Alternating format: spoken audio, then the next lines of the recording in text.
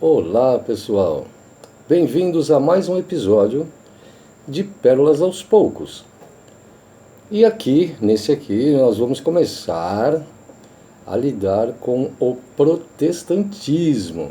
E é muito importante, eu gostaria muito que vocês se preparassem, porque o negócio aqui começa a ficar muito complicado, muito confuso, muito entrelaçado, mas não é muito difícil de entender se você conhece a psique humana, o modus operandi da mente humana, desde quando ela nasce, desde quando você é um bebê. Nos episódios anteriores, eu tratei basicamente do catolicismo romano, no Sacro Império Romano, e ficou claro, e está claro em todos os livros de história que você pesquisar, livros sérios de história, você vai constatar o que foi dito anteriormente, que o catolicismo nada mais é do que a continuação do Império Romano, num acordo feito no quarto século, entre o imperador à época Constantino, o Pontífice Máximo, passou o bastão para o bispo de Roma, que naquele tempo não se chamava Papa, se chamava Bispo de Roma, e até hoje também tem esse termo, só que agregado ao termo Papa, Bispo de Roma, Pontífice Máximo, são todos títulos monárquicos que o chefe da Igreja Católica recebe desde então. É importante saber isso, muito importante, porque o que acontece?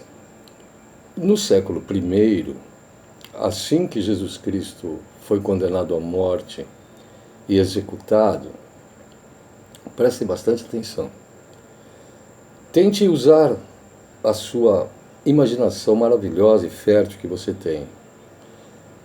Se hoje em dia, 2023, uma pessoa com ideias revolucionárias é capaz de atingir milhões de seguidores no YouTube, imagine um cara que falava além, inclusive, do que se fala hoje de liberdade, há 2000 anos, começar a falar de liberdade, mas não física, liberdade emocional, espiritual, uma liberdade até então jamais sonhada. O que aconteceu? As pessoas enlouqueceram por ele. Eu estou falando isso em termos psicológicos mesmo.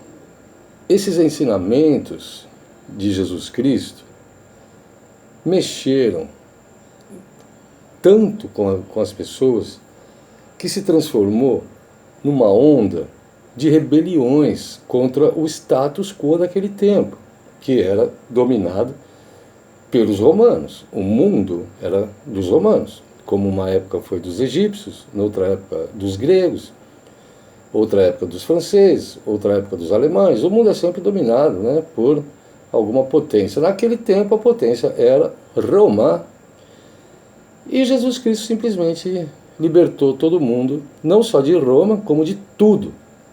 Tanto que um dos seus discípulos mais famosos, o Paulo, que era um sacerdote fariseu, largou tudo, religião, largou o cargo que ele tinha como autoridade e virou um hippie. Saiu pregando a paz e o amor para todo lado. Isso há 2000 anos. Imagine. Fez a cabeça de todo mundo. Mesmo assim, com toda essa adoração que as pessoas tinham por Jesus Cristo, pela coragem, pela inteligência, pela cultura de um garoto de 30 anos, com uma consciência, uma sabedoria até então jamais vista. Enfim, Só que mesmo assim o medo das pessoas, quando viram que o papo dele era outro, né, e ele se deixou tranquilamente ser assassinado, executado, as pessoas se dispersaram por medo, terror. É importante saber isso, é histórico, não estou falando de teologia, nada aqui, é de história. Aí, depois que ele morreu e ressuscitou, segundo os evangelhos, aí as pessoas começaram a ter vontade de fazer aquilo que ele fez. Falaram, pô, o cara fez isso, o cara teve a coragem de buscar coisas que eu jamais imaginei que houvessem dentro de mim. E começou esse movimento cristão, chamado cristão. Os séculos foram passando e essa doutrina foi se espalhando. E como tem muito mais imbecis do que inteligentes no mundo, sempre foi assim. E desses imbecis, tem uma minoria desses idiotas que são um pouquinho mais idiotas, mas menos ingênuos. Esses lobos em pele de cordeiro se apoderaram do conhecimento intelectual da questão cristã e dominaram as pessoas. E as pessoas se deixaram dominar, como fazem hoje. O lado ávido, o lado da ganância do ser humano. Isso desde os primórdios da infância, é verdade. Pegue seu filho e se ele tiver um irmãozinho ou um coleguinha, coloque só um carrinho para os dois brincarem e você vai ver a disputa que haverá pelo território, pelo carro, pelo domínio, pelo poder daquela situação. Isso vem desde o nascimento, não é? Bom, voltando ao protestantismo, ao catolicismo, que nós vamos entrar em vários episódios agora, porque o protestantismo, como um braço do catolicismo, para complicar a nossa série, né? O protestantismo depois se alargou num leque praticamente infinito de subvariantes, né? Inclusive hoje, se você quiser montar uma igreja protestante com um pontinho aqui outro ali diferente, fique à vontade, porque será também uma igreja protestante, né? Muito bem. Os lobos em pele de cordeiro, possuidores em italiano se diz furbizia, da malandragem, dominavam as palavras e convenciam as pessoas de doutrinas e dogmas que, na verdade, nunca foram ditos pelos mais próximos discípulos de Cristo e menos ainda por Cristo, né? Mas, através de muita lábia, de muita política, né? Eles foram dominando as pessoas e as pessoas foram se deixando dominar, porque as pessoas querem ser dominadas. Enfim, foi crescendo esse movimento e o imperador romano viu que o negócio estava ficando muito complicado, porque as pessoas, uns diziam para não pagar impostos, outros diziam para pagar, a maioria não queria mais adorar o imperador, que era considerado Deus, e aí desenvolveu-se esse concílio de Nicéia, que eu falei no outro episódio, chamou-se os bispos de todas as regiões dominadas pelo Império Romano, porque depois de 325 anos de difusão do cristianismo, já havia um número considerável de cristãos a ponto de incomodar verdadeiramente o Império Romano. Aí qual foi a inteligência do Constantino? Chamar os chefes, subornar todos, passar o bastão para o chefe de Roma, o bispo de Roma, deu ao Papa o título de Pontífice Máximo, né, que era do imperador, e continuou com os poderes, mais ou menos como a monarquia inglesa, a monarquia sueca e várias monarquias que sobrevivem até hoje. Aconteceu isso. Deram, como se diz em português brasileiro, deram um migué, né?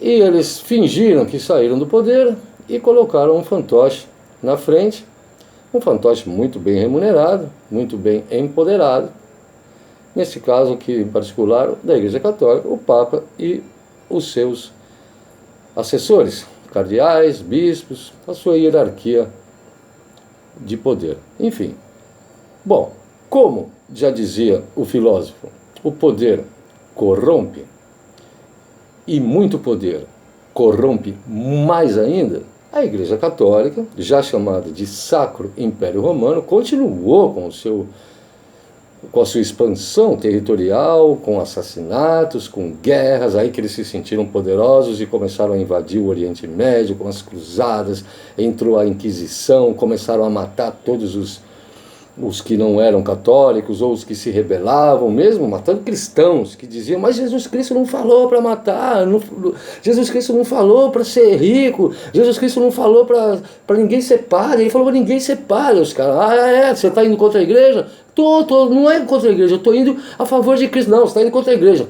Cortava a cabeça. Antes torturava. Torturava muito. Então, tentando resumir, para dar 15 minutos e entrar diretamente no catolicismo anglicano protestante. É isso que é uma coisa engraçada, né? Se não fosse trágico. Enfim, o poder corrompeu de uma maneira tão gigantesca o clero romano que ficou uma coisa indecente, imoral, pior, por incrível que pareça, pior do que a corrupção brasileira, que não chega nem perto do que os católicos faziam em todos os sentidos. Se você acha que os escândalos de pedofilia e de assédio sexual da igreja hoje, se esses casos são escandalosos, imaginem naquele tempo que eles tinham poder total das almas, das vidas, desde o imperador e dos reis até aquela lavadora, aquela doméstica, aquele analfabeto lá daquela vilazinha minúscula da Inglaterra. Aí que vem a entrar o negócio. Porque as invasões na Grã-Bretanha aconteceram já quando o Papa de Roma já era o imperador do Império Romano. Não se escandalize, não acabou o Império Romano nessa época. Simplesmente o Constantino fez o que a monarquia inglesa fez. Pegou um bastão e fingiu que saiu, foi para o ladinho e deu o bastão para o Papa, mas continuou sendo o Império Romano. Só mudou a figura, porque aí acontentava os cristãos, a população. Bom, vou deixar esse gancho para a gente entrar na igreja anglicana, porque como todas as coisas humanas, elas estão temperadas, exageradamente temperadas, digamos a verdade, por isso que para mim é intragável, mas elas estão exageradamente temperadas com 3 tipos de poder, mas o principal é o poder sexual. É a forma de domínio mais absoluta que o gênero humano tem um sobre o outro, porque mistura-se a oportunidade do amor, é um momento onde você pode realmente sentir amor e amar e dar amor, então é um momento sublime, o sexo, só que é desvirtuado porque é um momento de poder também, tanto que é um momento da conquista, né? Da sedução para conquistar. Então, este motivo sexual é o trampolim, a mola que move o mundo. Pode pegar qualquer, não precisa nem pegar livro, pega jornais e você vai ver as capas, pega o Facebook, abre o Facebook e vai ver o que tem de bunda, de biquinho, de peito. É isso, o que move o ser humano é a conquista. A primeira de todas, sexual. Logo em seguida, para quem pode, é a conquista territorial e econômica. É só você olhar para o lado, não precisa nem abrir um jornal, olha para o lado, dá uma viradinha e olha, quem é que domina a sua casa? Quem tem grana, ou quem tem força. E isso é tanto no micro quanto no macro. Então, dentro de uma casa, quem manda é quem tem a força psicológica, mental, e quem tem a força bélica, a força mesmo, física, e a força econômica e a força sexual. Normalmente, um casamento pressupõe que deva ter iniciado, pelo menos, com uma relação sexual. Eis que Henrique VIII, insatisfeito com o seu matrimônio, adulto, casado, mas ele era mulherengo. Todo mundo, a maioria conhece a história do Henrique VIII. E ele queria se separar, divorciar, para poder casar de novo. E o dogma católico proibia quem se divorciasse e quisesse se casar de novo, era excomungado. Em outras palavras, ser excomungado naquele tempo era mais ou menos como você ser expulso da sociedade, e inclusive correndo o risco de cadeia, tortura e fogueira. Bom, só que o cara era o rei da Inglaterra. Ao mesmo tempo, é muito importante saber isso, ao mesmo tempo, na Alemanha, na Boêmia, naquela região que depois se transformou no Império Austro-Húngaro, na Prússia, etc. Mas naquele tempo, estou falando de 1450 até 1600, mais ou menos, um arco de 150 anos, mas as coisas foram se desenvolvendo, porque lá no centro da Europa, ninguém mais aguentava os cardeais serem eleitos por apadrinhamento, a putaria para todo lado, de embriaguez. Inclusive na Itália, onde eu morei por mais de 2 décadas, a frase italiana muito engraçada, quando você está satisfeito de tanto comer, você fala, oh, mamma mia, ho mangiato come un prete. Até hoje, quer dizer, porra, comi que nem um padre, quer dizer, comeu até exagerar, né? É uma frase italiana, de Roma principalmente, que é a capital do catolicismo.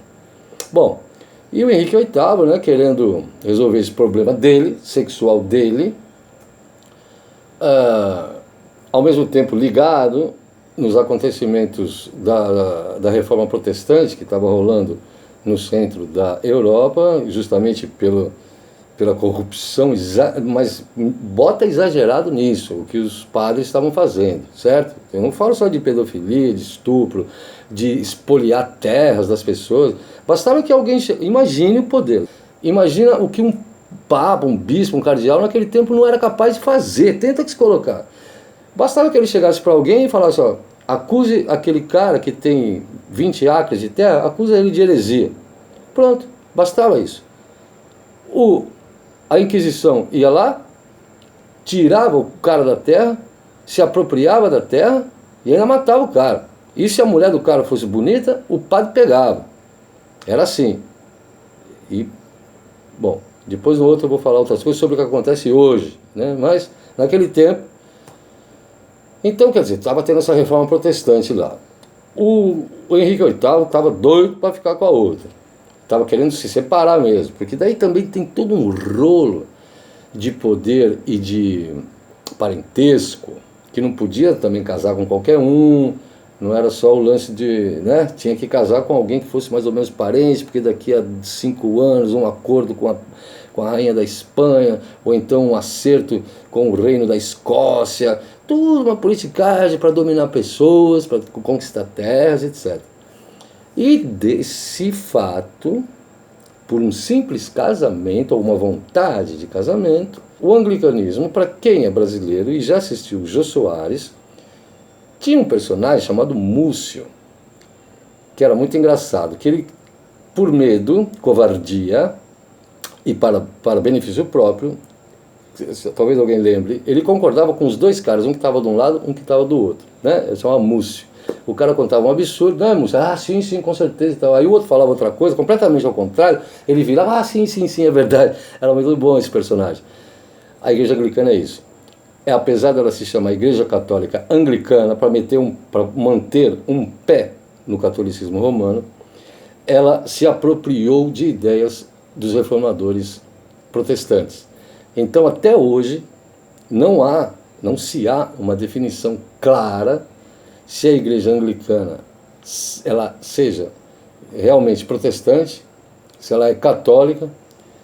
E, para culminar esse episódio, já foi bastante, o Papa da igreja anglicana, neste momento, é o Rei Charles, não o cantor, é o rei Tampax. Quem é o chefe da igreja da Inglaterra é um cara que gostaria de ser o absorvente íntimo e interno da Camilla Parker Bowell. Esse é o chefe da Santíssima Igreja Católica Anglicana. Até o próximo episódio de Pérolas aos Poucos, que vai ser bem legal e, como sempre, aquele beijo telepático.